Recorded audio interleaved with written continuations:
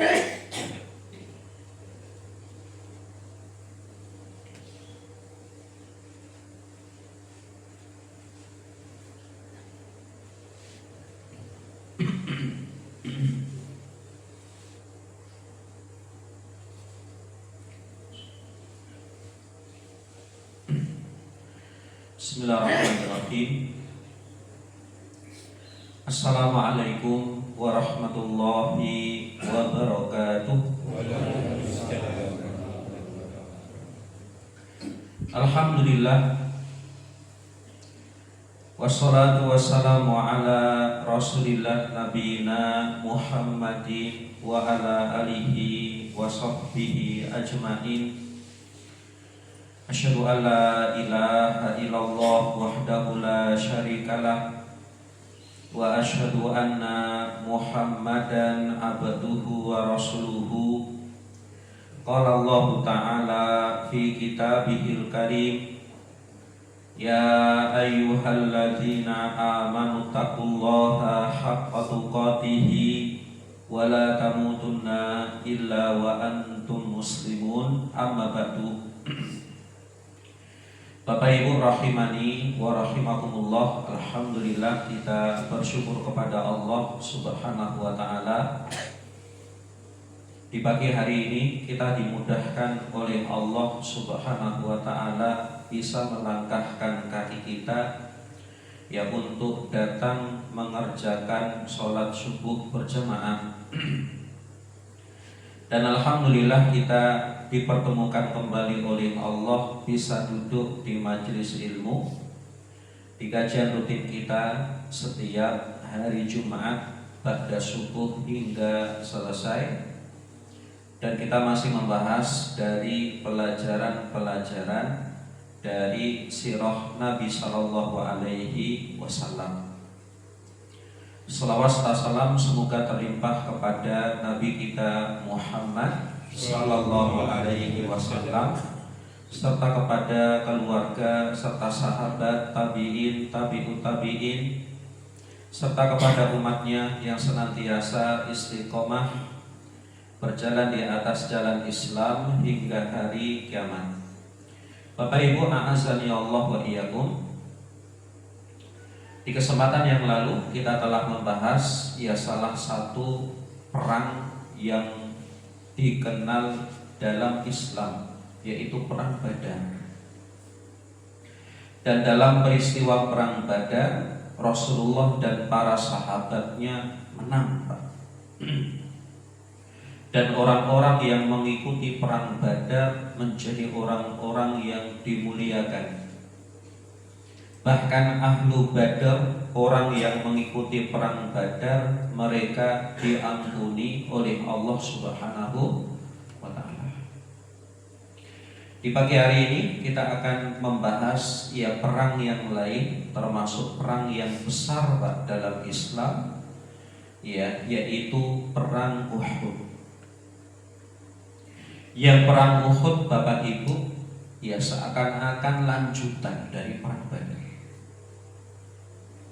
Orang-orang kafir, orang-orang musyrik, mereka ingin membalas dendam tentang kekalahan mereka, termasuk ingin membalas dendam dari para pasukan ataupun pembesar yang terbunuh di perang Badar, termasuk Abu Jahal, Bapak Ibu. Maka apa yang terjadi ketika Abu Sufyan, dan sudah sering kita ulang, Abu Sufyan itu seorang musyrik, orang kafir kaya Pak, yang ingin dicegat sebetulnya kafilah dagangnya ya sebelum terjadi perang Badar. Ternyata orang ini yaitu Abu Sufyan ya, ia ketika kembali ke kota Mekah setelah perang Badar Bapak Ibu, maka Abu Sufyan ini dia mengumpulkan lagi orang-orang Mekah, orang-orang musyrik Pak. Kemudian Abu Sufyan dia ingin ya untuk membalas dendam kembali, maka ia mengumpulkan manusia, orang-orang Mekah Bapak Ibu, Dan Abu Sufyan meminta bantuan kepada orang-orang Mekah untuk kembali memerangi Pak Muhammad dan sahabatnya. Ya. Maka terkumpullah pada saat itu bantuan, yaitu 1000 ekor unta. Ya, bukan hanya 10 unta, bukan hanya 100 unta, 1000 ekor unta Pak. Kemudian terkumpul dana uang yang sangat besar juga, yaitu 50.000 dinar. Banyak gak Pak 50.000 dinar? Banyak.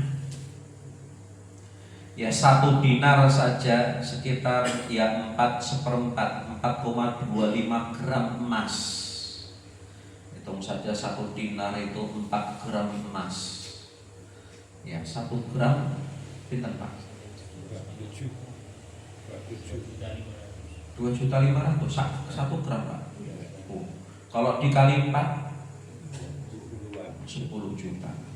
Anggap saja 10 juta dikali 50.000. Pinten Pak?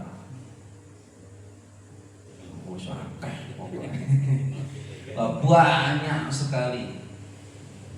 Maka bantuan yang terkumpul, untanya saja terkumpul 1000 ekor unta, di bawah ditambah 50.000 dinar. Ini uang harta ya untuk biayai perang Bapak Ibu. Dana besar Pak. Kemudian Abu Sufyan ya dengan teman-temannya menggalang juga pasukan. Siapa yang mau ikut perang ini? Dari siapa? Dari kabilah-kabilah, dari suku-suku yang ada di kota Mekah. Mereka diajak untuk berperang lagi. Bahkan siap dikasih uang, siap dikasih dana. Dananya besar, dananya banyak Bapak Ibu. Akhirnya pasukan terkumpul 3.000. Dengan perang Badar, dengan perang Uhud, banyak mana Pak? Uhud. Pada perang Uhud terkumpul 3.000. Lebih banyak Pak. Maka Bapak Ibu a'azzani Allah wa iyyakum, ternyata dari segi harta pendanaan itu lebih besar. Kemudian dari segi pasukan pun juga lebih banyak untuk berperang pada perang Uhud. Kemudian Bapak Ibu a'azzani Allah wa iyyakum, Al-Abbas ibn Abdul Muttalib, paman Nabi sallallahu alaihi wasallam, menulis surat untuk Rasulullah sallallahu alaihi wasallam, mengabarkan bahwasanya orang Mekah, orang musyrik, mereka ingin menyerang kota Madinah dengan pasukan yang sebanyak ini Pak. Maka Rasulullah mendapatkan informasi, orang Mekah, orang musyrik ingin nyerang dengan pasukan yang banyak sekali Bapak Ibu. Yang awalnya Rasulullah Shallallahu Alaihi Wasallam merahasiakan Pak ini, dirahasiakan, agar orang-orang di kota Madinah nggak tahu, dirahasiakan informasi ini. Tapi karena banyaknya pasukan yang dibawa, kemudian berita-berita dari manusia yang lewat, akhirnya berita ini tersebar di kota Madinah. Orang-orang pada tahu Pak, ternyata orang kota Mekah akan datang dengan 3.000 pasukan pengen menyerang kota Madinah. Akhirnya berita itu tersebar. Kemudian Bapak Ibu a'azzani Allah wa iyyakum, karena sudah tersebar berita ini, maka para sahabat Rasulullah, termasuk orang-orang dari kabilah, dari suku Aus, termasuk dari Khazraj, dan para sahabat yang lain, mereka mulai bersiap-siap, kemana-mana mereka bawa senjata. Termasuk ketika mereka ke masjid, Ya, mereka bergantian ya menjaga, termasuk menjaga rumahnya Rasulullah Sallallahu Alaihi Wasallam. Karena pasukan ini bisa datang tiba-tiba. Kemudian bisa jadi ada mata-mata, ada pasukan yang ingin melukai Rasulullah Sallallahu Alaihi Wasallam. Maka para sahabat mereka berjaga-jaga, sudah bawa senjata. Kemudian Bapak Ibu a'azzani Allah wa iyyakum, Rasulullah Sallallahu Alaihi Wasallam ya, dalam sebuah riwayat disebutkan Rasulullah pada suatu malam bermimpi. Dan mimpinya seorang nabi adalah mimpi yang benar. Beda dengan mimpi kita. Ketika kita mimpi, kadang nanti benar, kadang tidak, kadang terjadi, kadang tidak.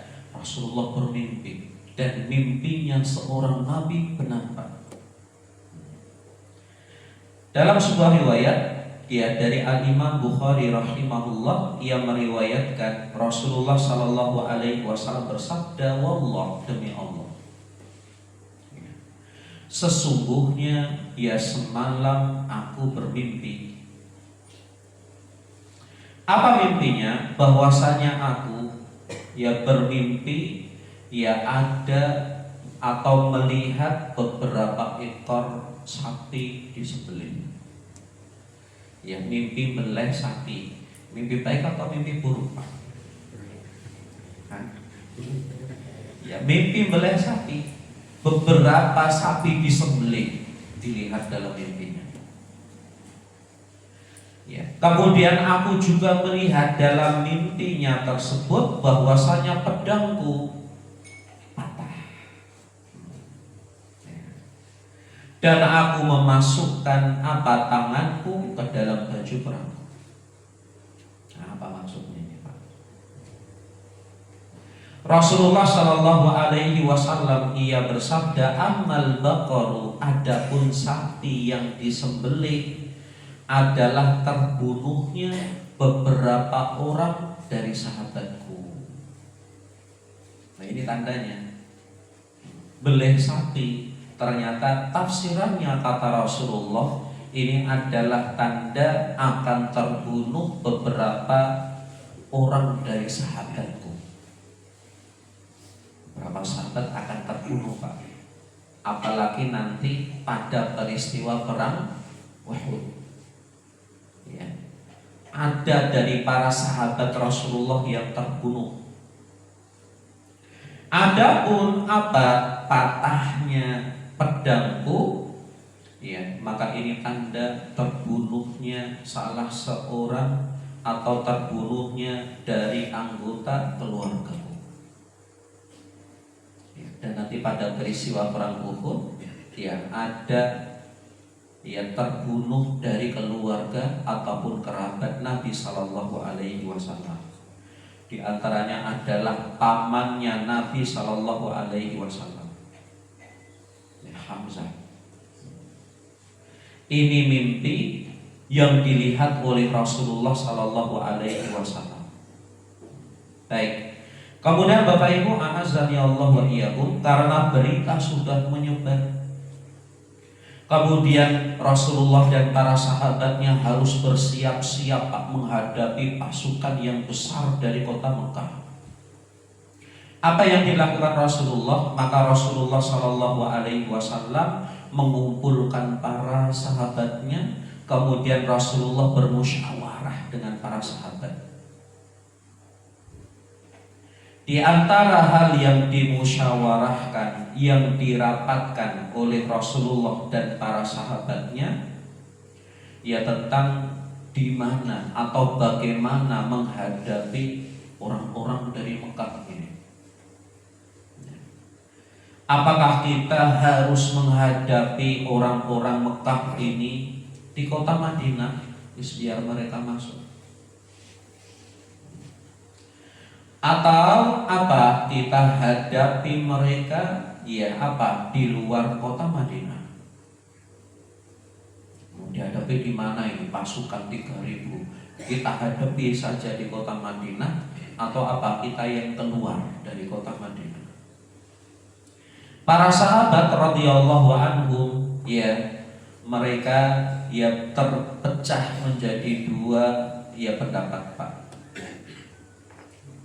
Yang pertama, ada sahabat-sahabat, apalagi sahabat-sahabat yang apa? Yang sepuh, yang tua. Ya, mereka punya usulan, punya pendapat, biar musuh itu masuk saja ke kota Madinah. Agar apa? Agar nanti kita di kota Madinah bisa bersembunyi, kita bisa masuk lorong-lorong. Kota Madinah itu kota kita sendiri. Mau sembunyi dimanapun kita paham, mau lari dimanapun kita pun juga paham, Pak. Apal jalannya. Kayak kita orang PP, berusuhan ke PP manapun apal. Tapi kalau orang nggak pernah ke PP, ya kemudian masuk ke dukuk PP, kebelusuk, naik kuburan. Nah, orang Madinah paham. Ditambah lagi, nanti kalau musuh yang banyak ini masuk ke kota Madinah, nanti bukan hanya kita yang bisa bantu perang. Anak-anak, wanita pun bisa melempari mereka dengan batu dari atas rumah. Maka dihadapi saja di kota Madinah. Ini usulan pertama. Kemudian usulan yang kedua datang dari para sahabat muda, Pak, di antaranya. Apa usulan para sahabat muda ini? Termasuk Bapak Ibu, siapa yang mendukung atau mengusulkan pendapat yang kedua? Orang-orang sahabat yang kemarin tidak ikut perang Badar. Jadi orang-orang yang tidak ikut perang Badar, Pak, ya di satu sisi mereka itu gelo. Kenapa gelo? Duh, gak melu perang Badar. Kenapa gelo tidak ikut perang Badar? Karena keutamaan orang yang ikut perang Badar, keutamaan yang besar. Aku belum dapat keutamaan itu. Maka para sahabat muda mereka mengusulkan kita hadapi keluar. Kita yang keluar dari kota Madinah. Yang mereka cari apa? Seandainya kita mati dalam keadaan mulia. Menghadapi pasukan 3.000 ini, Bapak Ibu. Ini anak-anak muda, Pak, semangat. Kemudian Bapak Ibu, a'azzani Allah wa iyyakum. Ya. Maka Rasulullah sallallahu alaihi wasallam ya sejenak berpikir, Pak. Kemudian Rasulullah masuk ke dalam rumahnya. Kemudian keluar dari rumah, Rasulullah sudah memakai ya perlengkapan perang, Pak, sudah pakai baju perang. Maka Rasulullah Shallallahu Alaihi Wasallam ternyata memilih usulan pendapat yang kedua. Ketika dinasihati jangan keluar, jangan perang wahai Rasulullah, jangan di luar. Maka Rasulullah Shallallahu Alaihi Wasallam ia bersabda, tidak layak bagi seorang nabi kalau ia sudah pakai baju perangnya, kalau sudah ia bersiap untuk berperang, mundur lagi nggak layak. Maka diputuskan pada saat itu apa? Kita hadapi mereka keluar dari kota Madinah. Bapak Ibu, a'azzani Allah wa iyyakum. Dan hal ini dipilih oleh Nabi Shallallahu Alaihi Wasallam. Banyak pertimbangannya, Pak. Kalau orang itu masuk ke kota Madinah, musuhnya masuk ke kota Madinah, repot nanti. Kenapa repot? Nanti bisa jadi malah semakin banyak korban kalau kalah. Bahkan korbannya bukan orang laki-laki, bukan orang dewasa, bahkan anak-anak pun bisa jadi korban. Kemudian orang-orang yang sudah tua, jompo bisa jadi korban juga. Kemudian para wanita mereka pun juga bisa jadi korban juga. Ditambah kalau orang masuk kota Madinah, musuh masuk kota Madinah, maka nanti ya bisa terpecah fokusnya, perang sambil melindungi anak, wanita, orang tua dan lain sebagainya. Maka Bapak Ibu a'azzani Allah wa iyyakum, Nabi Shallallahu Alaihi Wasallam ya dan para sahabatnya ya kemudian apa memilih ya untuk apa keluar Pak dihadapi ya musuh yang banyak ini yang di kota atau keluar dari kota Madinah. Termasuk yang ikut pada saat itu ya apa orang-orang munafik Pak. Di bawah pimpinannya ya pembesarnya orang munafik yaitu Abdullah bin Ubay bin Salul keluar ikut juga berperang Bapak Ibu. Akan tetapi Bapak Ibu a'azzani Allah wa iyyakum ya apa orang munafik ini Abdullah bin Ubay bin Salul ini ya, ketika sudah mau sampai ya di suatu tempat ya maka ia pun mengompori Pak manusia pada saat itu yang harusnya Nabi dan para sahabatnya mereka keluar kurang lebih 1.000 orang. Tapi gara-gara orang munafik ini Pak, dia memprovokasi, akhirnya balik, tidak jadi ikut perang Pak, di antaranya orang-orang munafik Pak. Balik bersama Abdullah bin Ubay bin Salul, ya 300 ya orang. Sudah 1.000-an saja, kemudian balik ke kota Madinah 300. Ya, berarti hanya sekitar 700 saja. Lawannya tadi berapa Pak? 3.000. Dari sisi jumlah pun kalah. Ya. Bapak Ibu a'azzani Allah wa iyyakum, maka Rasulullah sallallahu alaihi wasallam ya datang di sebuah tempat yaitu di kaki gunung Uhud, maka disebut dengan perang Uhud. Kenapa? Karena terjadi di dekat atau di kaki gunung terjadi perang nanti di situ. Begitu Rasulullah Shallallahu Alaihi Wasallam ya sampai ya di tempat yang sudah ditentukan Pak, maka Rasulullah segera mengatur strategi. Di antara strateginya Rasulullah Shallallahu Alaihi Wasallam ya menempatkan ya beberapa pemanah handal Pak. Mereka diperintahkan oleh Rasulullah Shallallahu Alaihi Wasallam ya jumlah mereka ya sekitar 50 pemanah. Ini pemanah-pemanah bukan pemanah amatir Pak ini. Ini pemanah-pemanah handal.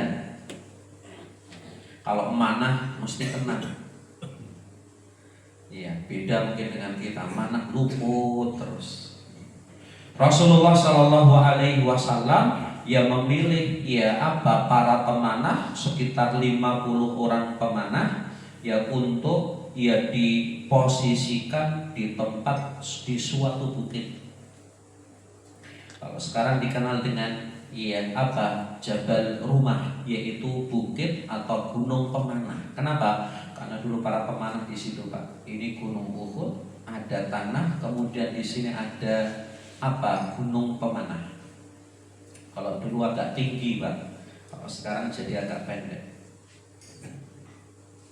Dan ini termasuk di antara strategi yang dipilih yang dilakukan oleh Rasulullah Sallallahu Alaihi Wasallam. Maka 50 orang ditempatkan di atas bukit, tujuannya apa? Untuk menyerang musuh nanti dari atas. Dan ini termasuk hal yang menguntungkan. Kenapa menguntungkan? Orang kalau di atas itu bisa manah, bebas. Dan kalau orang di atas, orang yang di bawah susah untuk menyerang. Mereka bebas menyerang, tapi mereka susah diserang Bapak Ibu. Maka 50 pemanah ini diletakkan, diposisikan di atas bukit, ya dipimpin oleh seorang sahabat yaitu Abdullah bin Jubair. dan mereka diamanahkan oleh Rasulullah Shallallahu Alaihi Wasallam. Mereka dinasihati, diperintahkan oleh Rasulullah jangan turun. Ya, sebelum ada perintah untuk turun, baik kalah ataupun menang. Nah, ini perintah, nasihat. Ya, amanahnya Rasulullah kepada para pemanah pokoknya di atas terus, jangan turun, baik menang ataupun kalah. Bagaimanapun keadaannya, sebelum ada perintah turun jangan turun. Ya, ini amanah penting dari seorang panglima perang, Bapak Ibu. Maka para pemanah naik di atas. Kemudian apa? Mereka saat perang nanti mereka menyerang, Pak. Dan efektif sekali. Bapak Ibu, a'azzani Allah wa iyyakum, maka datanglah ya pasukan orang-orang Mekah. Mereka datang ke tempat tersebut dan mereka telah bersiap juga untuk perang, Bapak Ibu. Dengan 3.000 pasukannya. Kemudian kaum muslimin ya berperang ya dengan jumlah ya sekitar 700 orang. Baik, Bapak Ibu, a'azzani Allah wa iyyakum. Sebelum lanjut Bapak Ibu, ya kita keluarkan sedikit karena kisahnya agak panjang, Pak. Kita keluarkan di antara faidah ya sepotong dari muqaddimah yang kita sampaikan. Bahwasanya apa? Orang-orang kafir itu, orang-orang musyrik itu, musuh-musuh Islam, Pak. Mereka pun ternyata tidak pernah berputus asa dari menyerang, dari mendolimi, ya dari niat mereka ingin menyakiti kaum muslimin. Mereka orang-orang yang gak capek, padahal mereka itu di atas kesesatan, Pak. Sudah kalah di perang Badar, mereka gak nyerah lagi.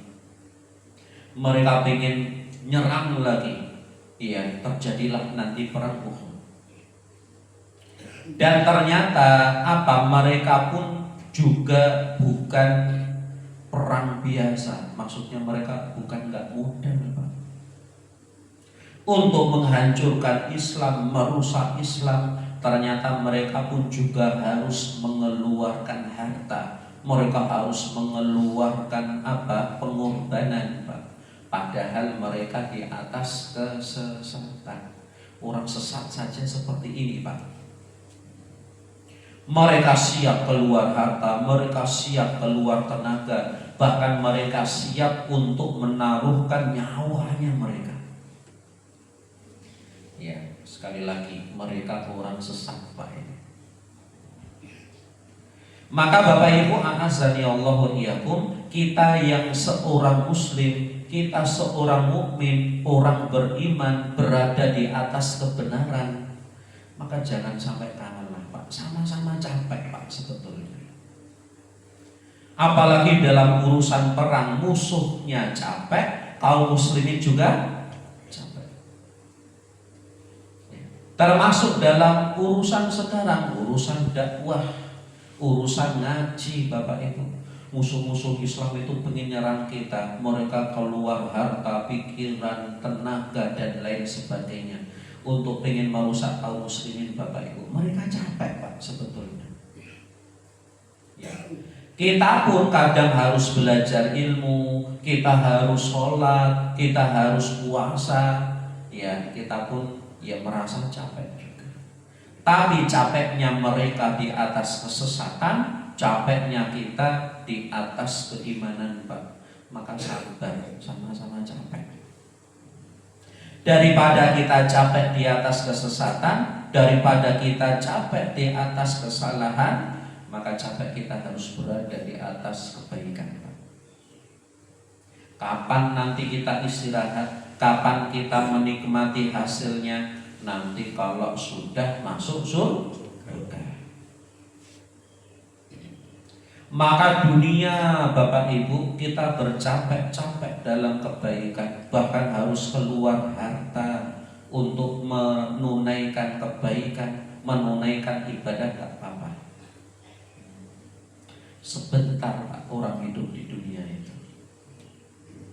Ternyata bukan hanya kita yang capek, mereka orang-orang kafir yang pengen memerangi kita, mereka juga capek. Mereka nggak putus asa, maka kita yang berada di atas kebaikan, ya jangan putus asa. Sholat subuh di masjid, ya bisa jadi apa? Berat, masih ngantuk, dingin, maka berjuang Pak. Sama-sama capek.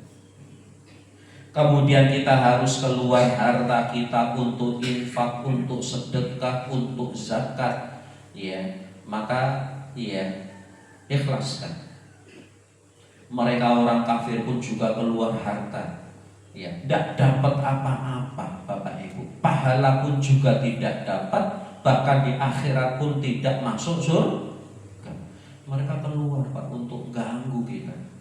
Maka kita pun harus bersabar.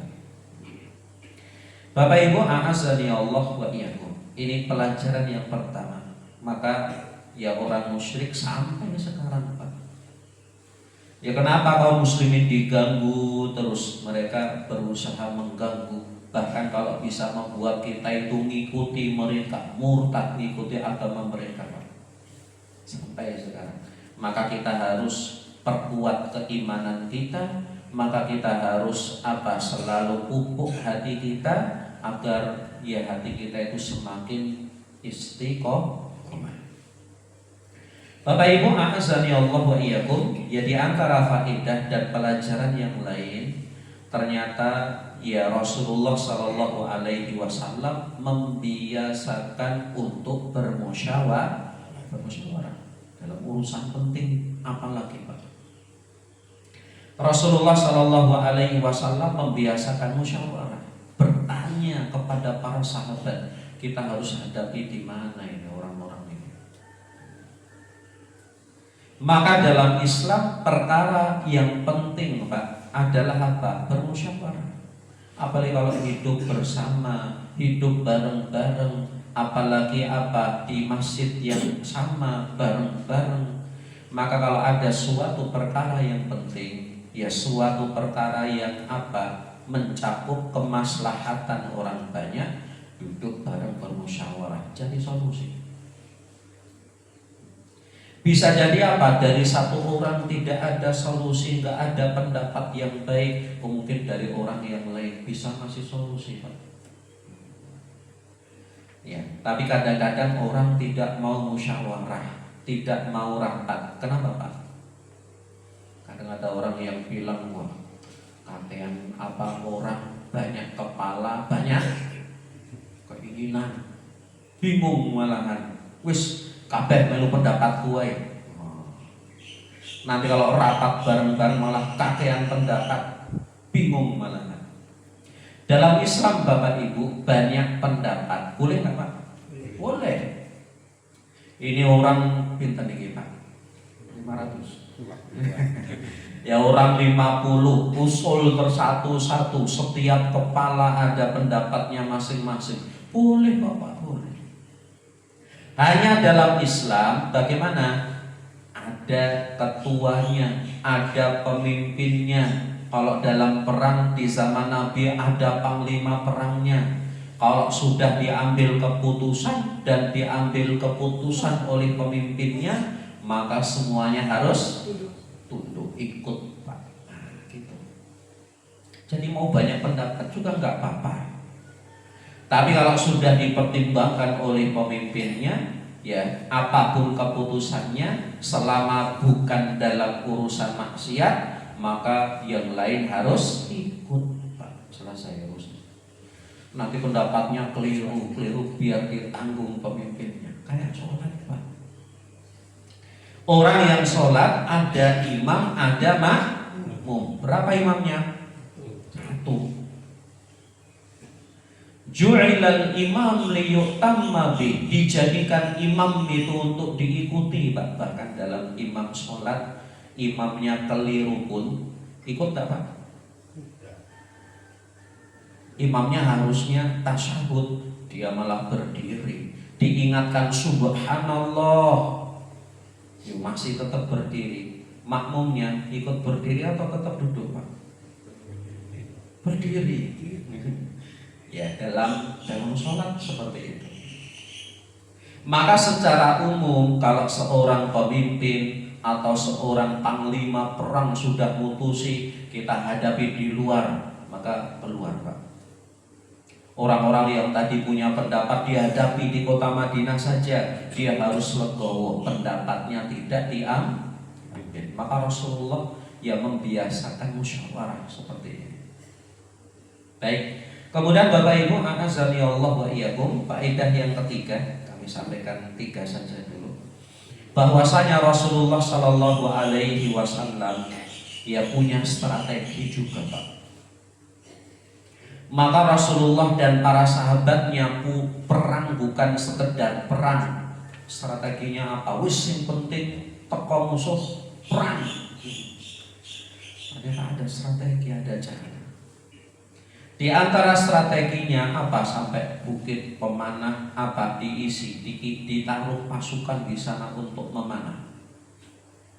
Kemudian strategi-strategi yang lain, dan ternyata orang-orang kafir pun punya strategi lain.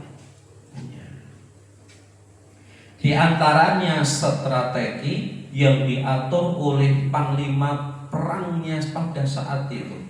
Di antara pemimpin perangnya orang kafir saat itu pada peristiwa perang Uhud, Pak, yaitu Khalid bin Walid.